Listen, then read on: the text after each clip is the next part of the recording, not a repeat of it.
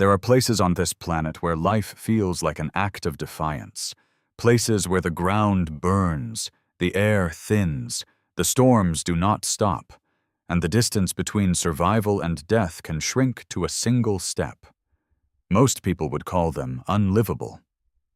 Nature seems to have made them that way on purpose, and yet human beings stayed, not for a night, not for a season, but for generations. They raised children there, built homes there, prayed there, buried their dead there. In landscapes where comfort never existed, they created belonging.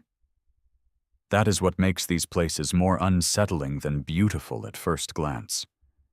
They are not empty warnings from nature. They are inhabited frontiers. So this journey is not only about extremes of heat, height, cold, rain, or isolation. It is about the kind of people who learn how to live where logic says they should not. Across cliffs, deserts, jungles, frozen plateaus, and islands cut off from the rest of the world, they have turned danger into routine and hardship into identity. These are not simply the most extreme places on Earth. They are the places where humanity reveals what it is capable of when the world offers nothing easy in return.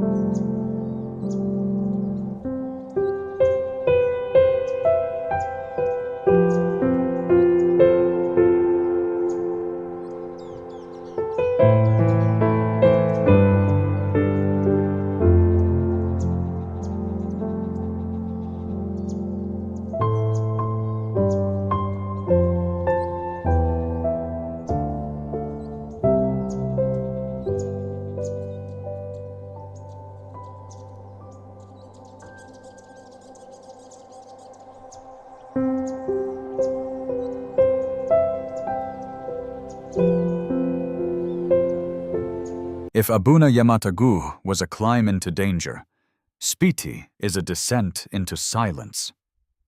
High in the Indian Himalayas lies a cold desert so vast and so stripped of softness that it feels less like a valley and more like a test. The air is thin. The light is sharp. The mountains do not invite you in. They simply stand there, enormous and indifferent, while the roads cling to their edges like fragile thoughts. Traveling through Spiti feels like moving through a place where life has been reduced to essentials.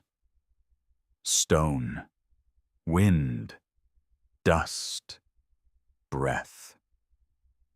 Villages appear suddenly, almost unbelievably, pressed into slopes and valleys where survival itself seems improbable.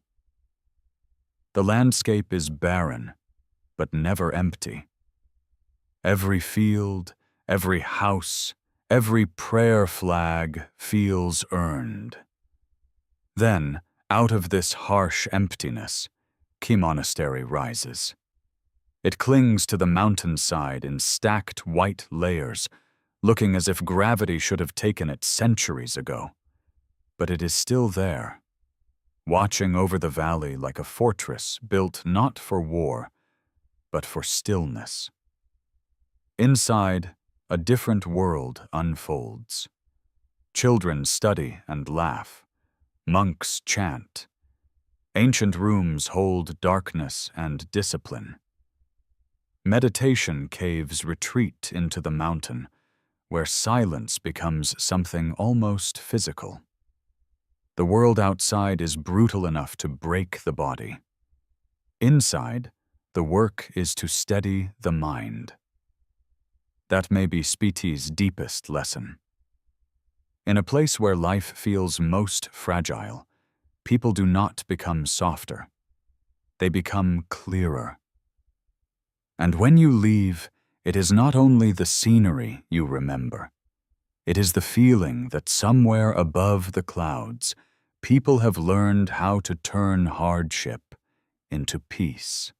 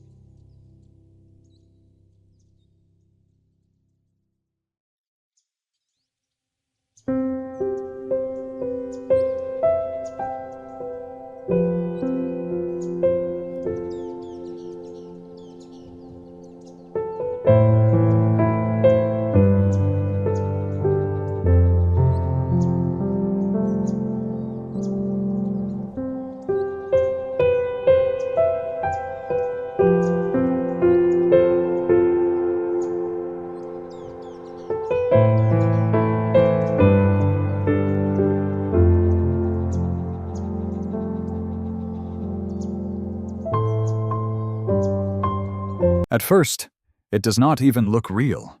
High in the sandstone cliffs of northern Ethiopia, a tiny church seems to hang above the valley as if it had been painted onto the rock rather than built into it. Abuna Yamata Gu does not sit where a church should sit. It hides where only faith or madness would dare to climb. The journey begins on bare stone. Shoes come off. Hands find cracks in the rock. The path narrows quickly, and the mountain stops pretending to be friendly. There are no rails, no forgiving steps, no comfortable distance between your body and the drop below. The higher you go, the quieter you become. Not because the landscape is peaceful, but because fear has a way of silencing everything unnecessary. Then comes the final stretch, the moment when the path almost disappears and the cliff seems to ask a direct question. How badly do you want to reach the top? Every movement becomes deliberate. Every grip matters. The mind begins to imagine the fall even while the body keeps climbing. and yet for centuries, people have made this ascent. Inside, the church feels impossibly calm. Ancient frescoes still glow in the dim light, preserved by altitude, dryness, and isolation. The danger outside makes the stillness within feel even more sacred. It is as if the mountain has tested you before, allowing you to step into something holy. That is what makes Abuna Yamata-gu unforgettable. It is not only one of the most difficult churches to reach on earth. It is proof that sometimes the path to faith is carved along the edge of fear.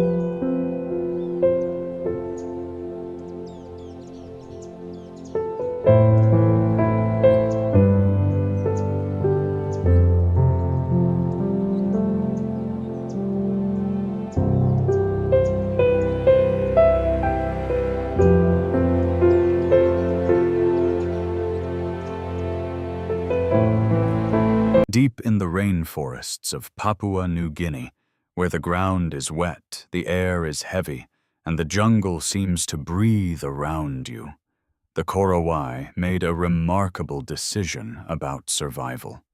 They left the forest floor behind. Their homes rise into the trees, not on small stilts, not slightly elevated, but high above the earth in structures that seem impossible until you see them with your own eyes. Some stand modestly above the canopy. Others rise to astonishing heights, turning shelter into something more like suspension. The climb begins on a single tree trunk cut with footholds. It is a ladder in the simplest sense, but nothing about it feels safe. It shakes with every step. The height makes your stomach tighten.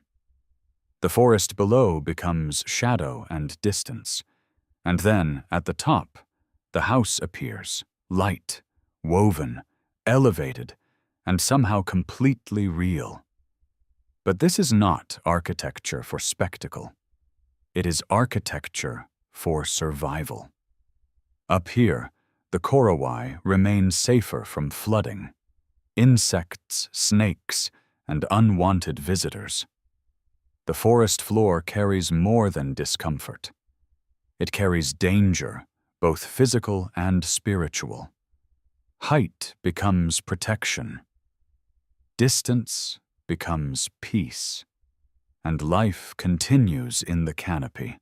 Families cook, sleep, talk, and move through a world that outsiders would struggle even to reach. The house sways. The jungle hums below. And what first seemed impossible begins to look perfectly logical. Because in the Korowai world, the forest is not scenery.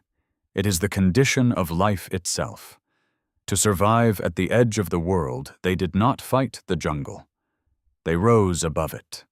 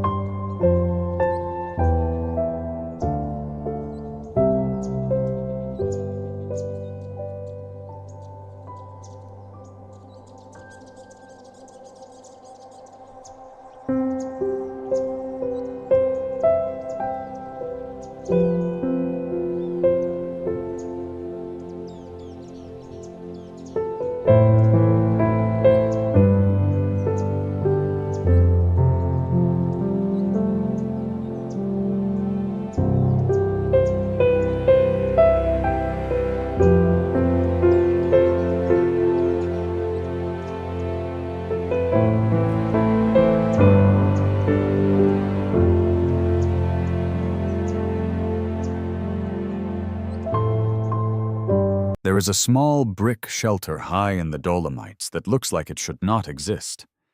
It clings to the side of Monte Cristallo, suspended above open air, surrounded by snow, wind, and stone. From a distance, it looks almost absurd, a tiny man-made interruption in a place ruled entirely by the mountain. But Bivacco della Pace was never built for beauty. It was built because men were desperate. During the First World War, soldiers hauled bricks, timber, and supplies into this brutal alpine world to create a shelter on the cliff itself. Not a refuge for travelers, not a mountaintop curiosity, a wartime necessity. A room in the sky built by men who had run out of safer ground. That is what makes the place haunting. You do not look at it and admire only the engineering. You think about the hands that carried every piece upward, about the cold, the exhaustion, the fear, about how much worse the world must have been for this to seem like a reasonable place to stay alive. Even today, reaching it is a challenge. The climb is long, steep, and exposed.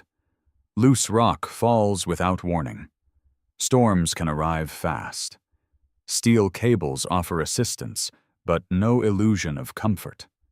The mountain remains what it always was, beautiful from a distance, merciless up close. Inside, there is almost nothing.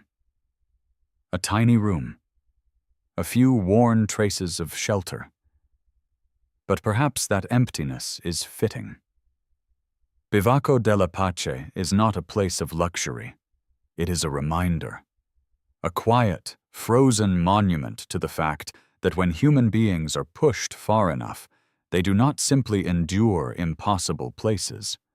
Sometimes, they build themselves a home in them.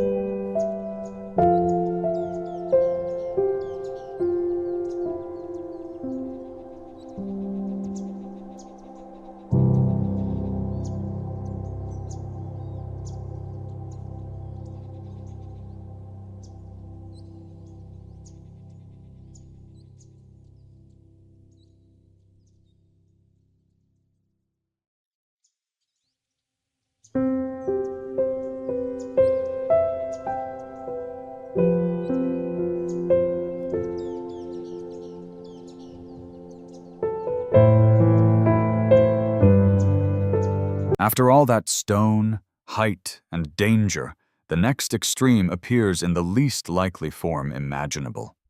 A lagoon in the middle of the desert. Huacachina lies deep in southwestern Peru, ringed by towering dunes that rise around it like frozen waves. From above, it looks unreal.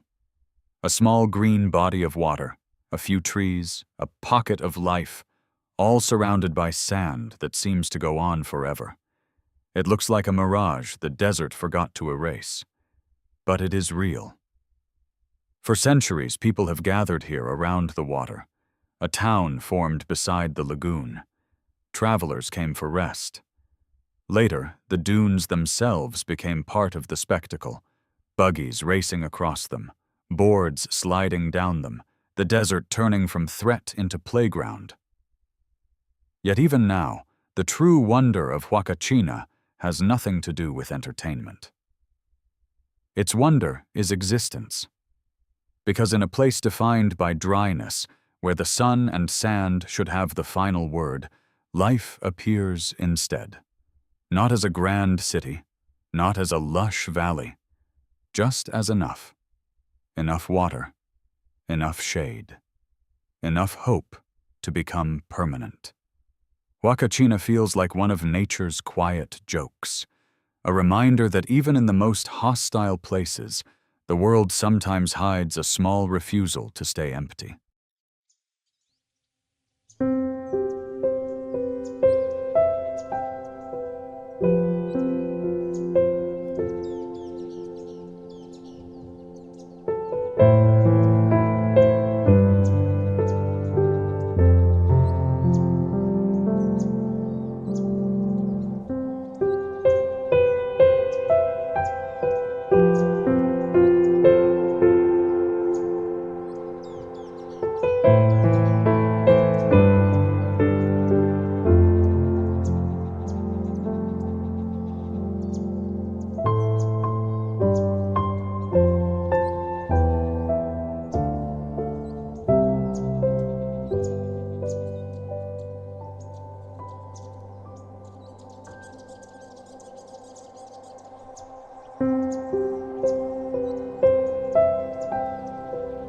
The rock pillars of Meteora do not look like ordinary mountains. They rise from the plain in massive vertical forms, as if the earth had thrust them upward in a moment of geological violence and then left them there to be claimed by silence. And somehow, on top of them, are monasteries. To see Meteora for the first time is to feel disbelief before admiration. How did anyone get up there? How did they carry stone, wood, food, and faith to the tops of these towers long before modern roads, lifts, or machinery? The answer begins with fear, and with a desire to escape it. For hermits and monks, these heights offered what the world below could not: solitude, protection, and distance from conflict. So they climbed. They hauled materials upward in baskets and nets. They trusted ropes that hung over open air. Every wall, every chapel, every painted interior was built through endurance that now feels almost impossible to imagine. Today, steps carved into the rock make the journey easier, but the illusion of impossibility remains. The monasteries still seem to float above the world. Inside them are frescoes, candles, prayer, and the soft continuity of ritual. Outside them is open sky. Meteora is not just beautiful because of what stands there. It is beautiful because of what it means. When the ground became too dangerous, too unstable, too crowded, people reached upward and built their faith where almost no one else could follow.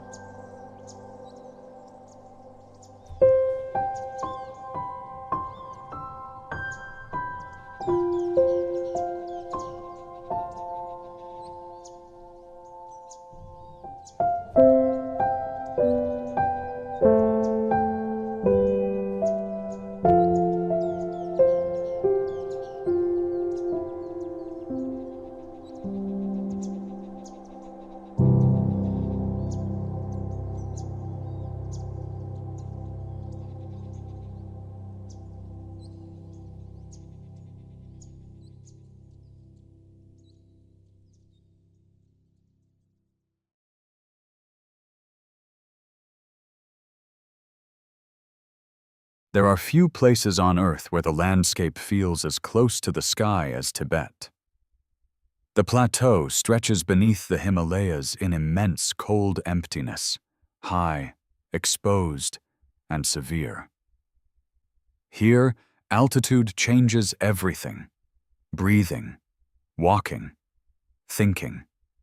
Even boiling water behaves differently.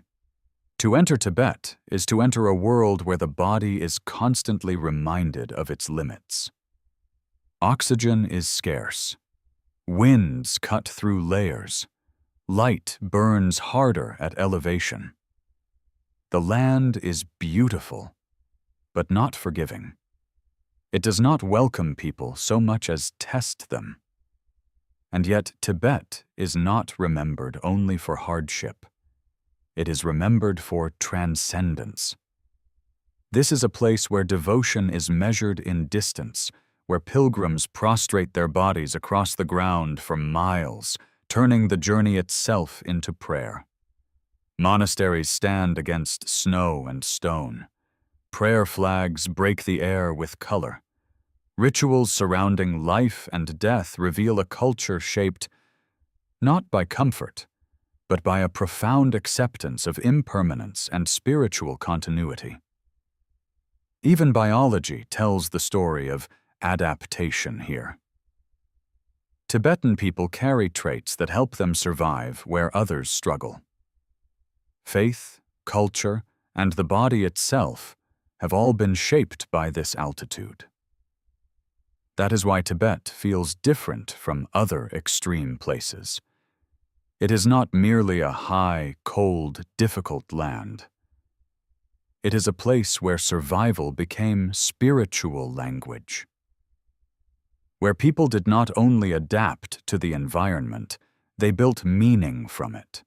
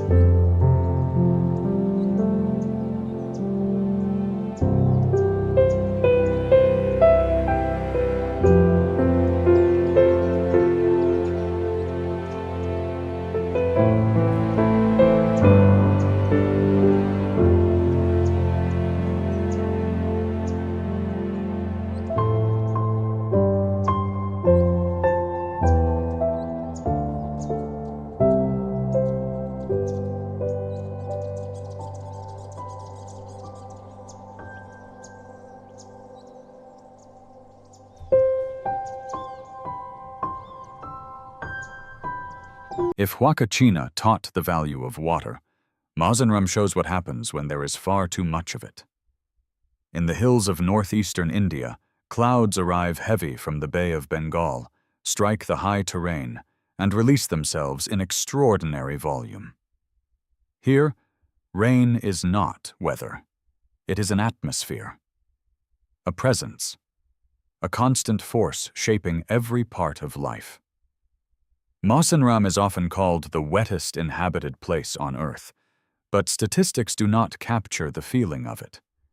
The pounding on tin roofs, the roads dissolving under runoff, the dampness entering homes, clothes, walls, and time itself. Rain here does not pass through.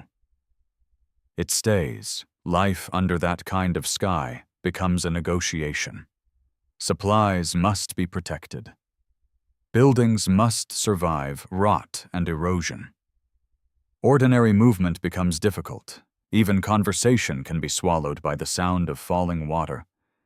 And yet the village continues, year after year, beneath that endless curtain. Then comes the strange reversal. When the monsoon retreats, the place that drowns in rain can suddenly struggle for water. Reservoirs drop. Access tightens. The wettest place on earth faces scarcity. That contradiction is what makes Mausernram unforgettable. It is not just extreme because it receives rain. It is extreme because it reminds us that nature rarely gives comfort in simple forms. Sometimes abundance itself becomes a hardship, and survival means learning how to endure both excess and absence in the same sky.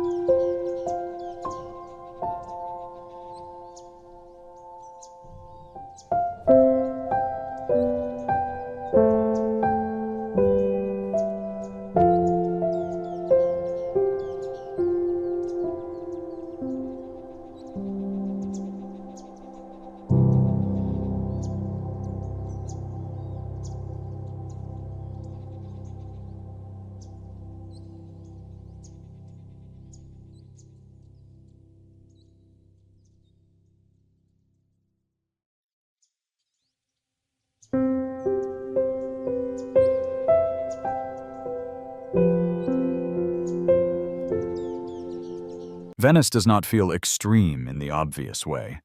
There are no burning deserts here, no freezing plateaus, no cliff paths carved into fear.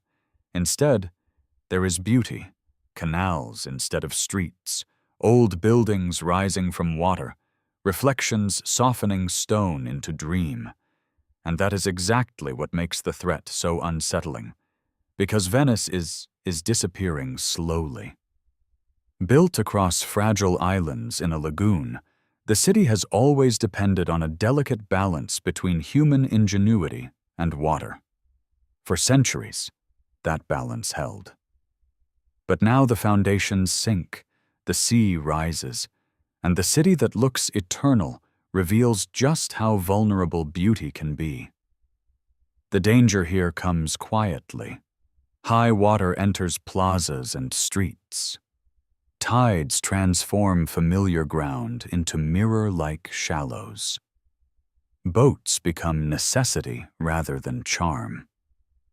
And beneath the romance lies a simple, difficult question. How long can a city built on water continue to resist becoming part of it. Yet people still live here. They adapt. They raise flooring, adjust routines, repair, protect, and continue their lives in rhythm with a city that never promised permanence. That is why Venice belongs among the world's extreme places. Not because it shocks the body, but because it reveals another kind of fragility. The kind that arrives beautifully, quietly, and far too slowly for the world to take seriously at first.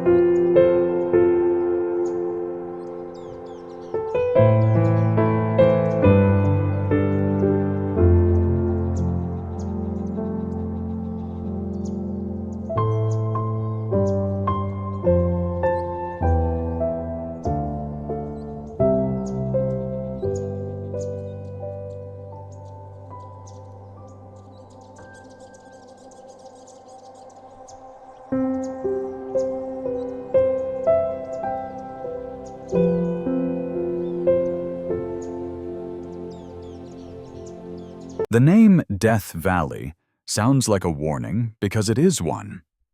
In California's vast desert basin lies one of the hottest places ever measured on Earth. A landscape where sunlight feels punishing, water becomes precious beyond reason, and the margin for error narrows with every degree. And yet, the first surprise of Death Valley is not how hostile it is. It is how beautiful. White salt flats spread across Badwater Basin like frozen light. Sand dunes fold into clean, elegant curves. Canyons slice into bare rock with a severity that feels almost sculptural. The valley is stripped of softness, but not of power.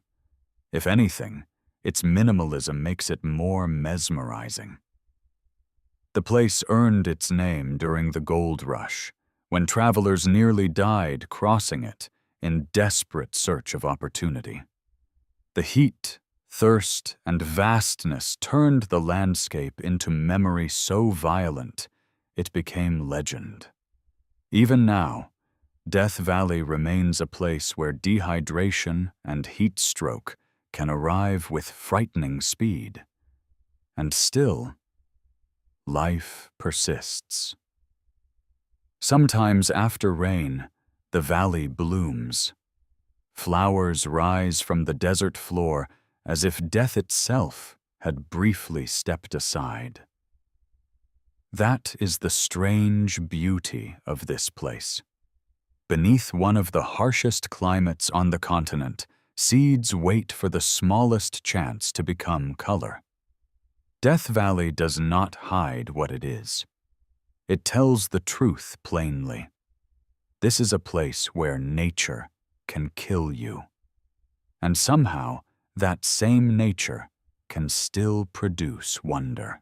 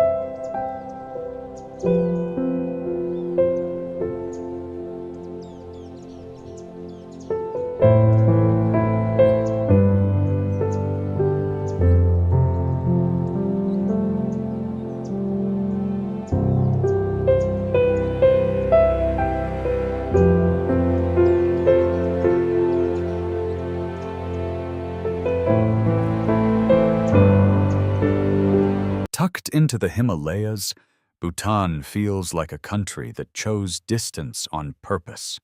Steep valleys, difficult roads, and high mountain barriers have kept it protected from the world's speed. And in that protection, something rare survived. Life here is not easy. Roads twist along ravines. Villages sit in terrain that demands patience. Weather and geography make even simple movement a kind of effort. There are places where modern convenience fades, and the mountain remains the real authority. And yet, Bhutan is known less for hardship than for happiness. That is what makes it so fascinating. In one of the most isolated and demanding environments in Asia, people preserved a way of life rooted in culture, spirituality, and restraint. Monasteries perch on cliffs. Prayer flags carry color into cold air. Villages continue with a pace that the outside world often mistakes for backwardness, when in fact it may be a form of resistance. Bhutan proves that extremity is not always about danger. Sometimes it is about choosing a harder way of life because it protects something easier. Places have already lost.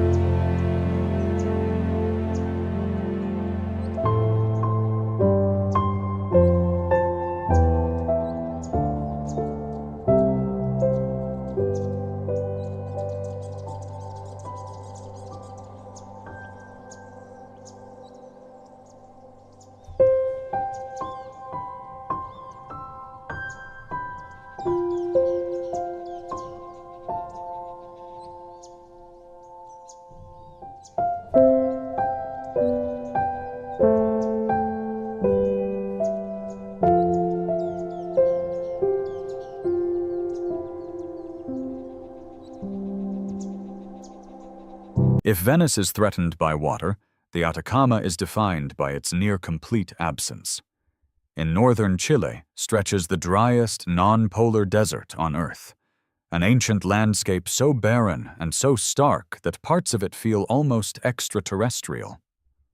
But the Atacama is not just emptiness. It is one of the most visually extraordinary deserts on the planet. Salt flats shine under intense light. Volcanoes rise in the distance. Geysers release steam into freezing mornings. Lagunas reflect blue against red rock and pale earth. And in places like Valle de la Luna, the terrain looks so much like another world that space agencies have tested equipment here before, sending it beyond Earth. Traveling through the Atacama is its own kind of discipline. Altitude takes its toll. Dryness enters everything. Distances feel large. Preparation matters. The desert rewards those who respect it, and quickly humbles those who do not. Yet when night comes, the Atacama becomes something even more extraordinary. The sky opens. the air clears, and the desert reveals one of the greatest natural observatories on Earth. In a place defined by lack, the world suddenly feels full of stars, of silence, of wonder. That is the paradox of the Atacama. The harsher it becomes, the more beautiful it seems.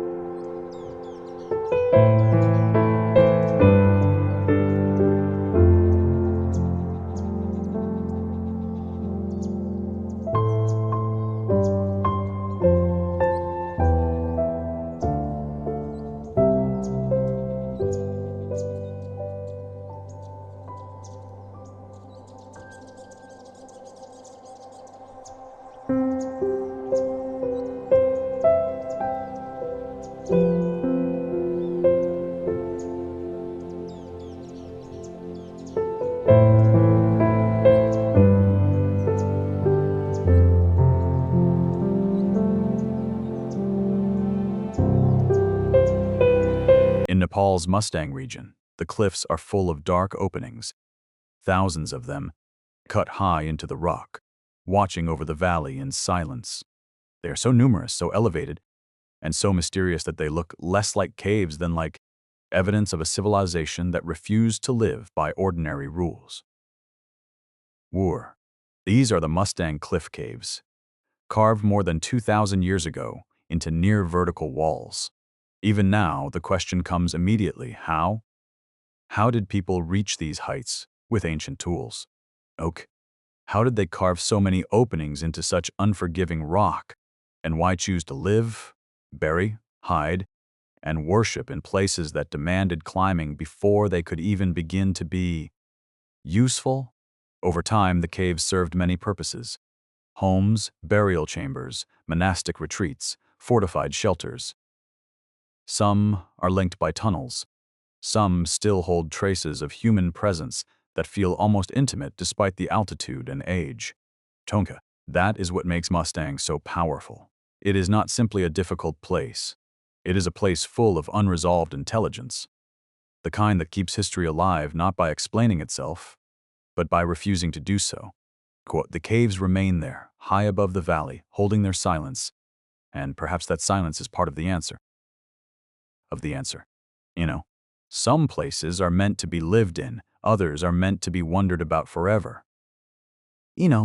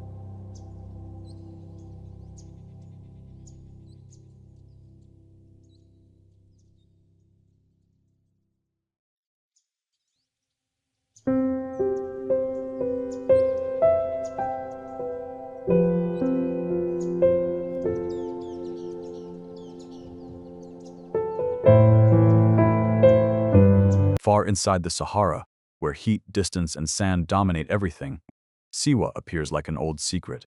Kemfkini, an oasis of palms, water, gardens, and memory. It seems almost impossible at first glance. Life held intact in the middle of one of the harshest deserts on Earth. Yeah. But Siwa is more than a miracle of geography. It is a world shaped by separation. For centuries, the oasis remained culturally distinct, protected by the same remoteness that made it difficult to reach. Its people developed their own customs, language, and architecture, building homes from salt-rich earth and living within a rhythm dictated more by desert than by the outside world. The desert here is not empty background. It is the reason Siwa became what it is.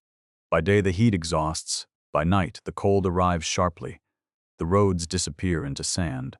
The horizon makes everyone feel small. And yet, within that isolation, Siwa endured long enough to become not just a refuge, but a civilization of its own scale. If Huachina feels like a mirage, Siwa feels like permanence disguised as one.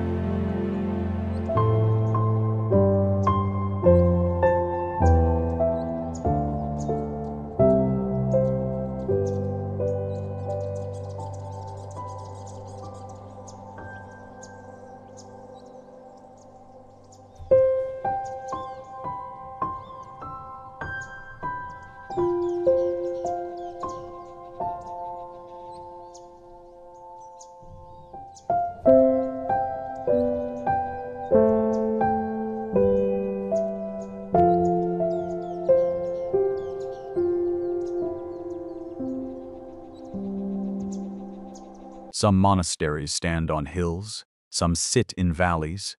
Fuktol does neither.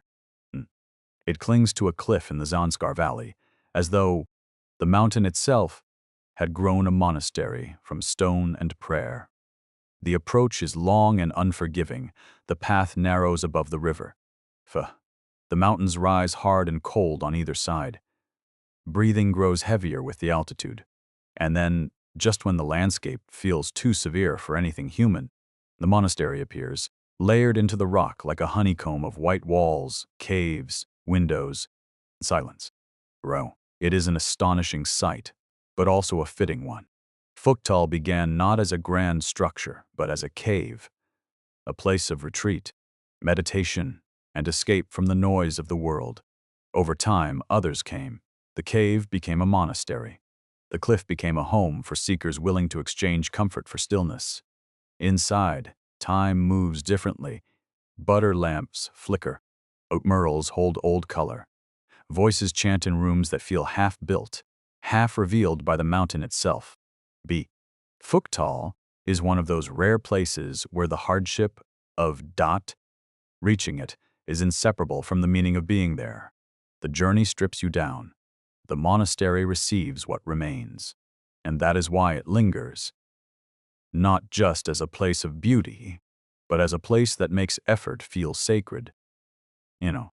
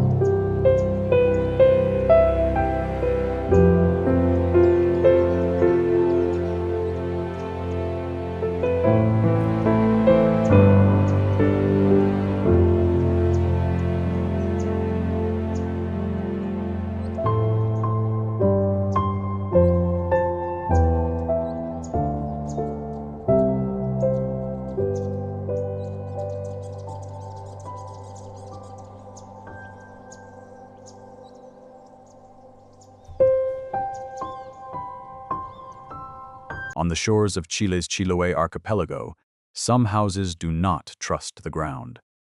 They rise instead above tidal flats on wooden stilts, painted in bright colors that seem to resist the gray skies, cold water, and relentless rain that define the region. These are the palafitos, homes built where land and sea overlap, where stability is never entirely guaranteed. From a distance, they look charming, but the life they represent is not easy. Everything here depends on water, weather, and repair. The sea pushes in, the wood decays, storms arrive hard, and the houses must keep adapting, season after season, to an environment that never stops testing them. Yet that is exactly what makes them remarkable. They do not defeat nature. They move with it. Their strength comes from flexibility, from learning how to live above uncertainty, rather than pretending it does not exist. And perhaps that is why the colors matter. In a wet, cold, shifting world, the people of Chiloé chose to paint their homes vividly. Not because life is easy, but because resilience deserves to be visible. Yo.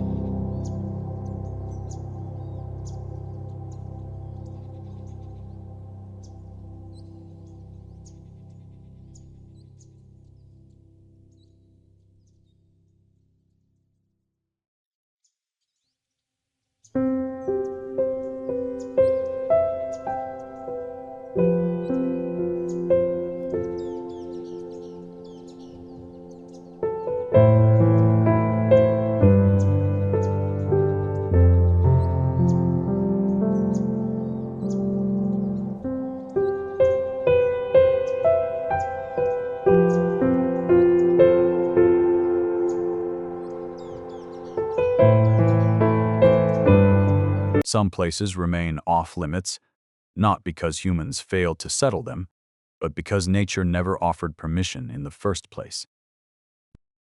Snake Island, off the coast of Brazil, is one of those places. Small, isolated, and densely inhabited by golden lancehead vipers. It is considered one of the most dangerous islands on Earth. The snakes exist here in such concentration that the ground itself becomes suspect. Every step could be fatal. Every movement demands absolute attention. That is why the island is protected and restricted, not simply to keep people out, but to acknowledge a truth. Modern humanity often dislikes hearing. Some places belong entirely to nature, and our presence would only make them worse. Then comes the final stop, a place dangerous in a quieter way. Gasadalur, in the Faroe Islands, sits beneath steep cliffs facing the North Atlantic, so isolated that until recently it could only be reached by crossing mountains or arriving by helicopter. The village is small, the weather is harsh, the wind rarely stops, and even with a tunnel now linking it to the rest of the island, the feeling of separation remains. From the edge of the settlement, the view is almost impossibly serene. Grass-roofed houses, dark cliffs, cold ocean, and the Mulafosser waterfall dropping straight into the sea. It looks peaceful, and it is, but not in an easy way. This is peace shaped by weather, loneliness, and the daily effort of living where the world feels far away. And that may be the final lesson of all these extreme places. Not every challenge screams. Not every danger burns, freezes, floods, or bites. Sometimes extremity takes the form of silence, of distance, the long, quiet work of staying. Thanks for watching. If you enjoyed this journey through some of the most extraordinary and extreme places on Earth, don't forget to like, subscribe, and turn on notifications for more cinematic travel documentaries. See you in the next adventure. Ooh, no.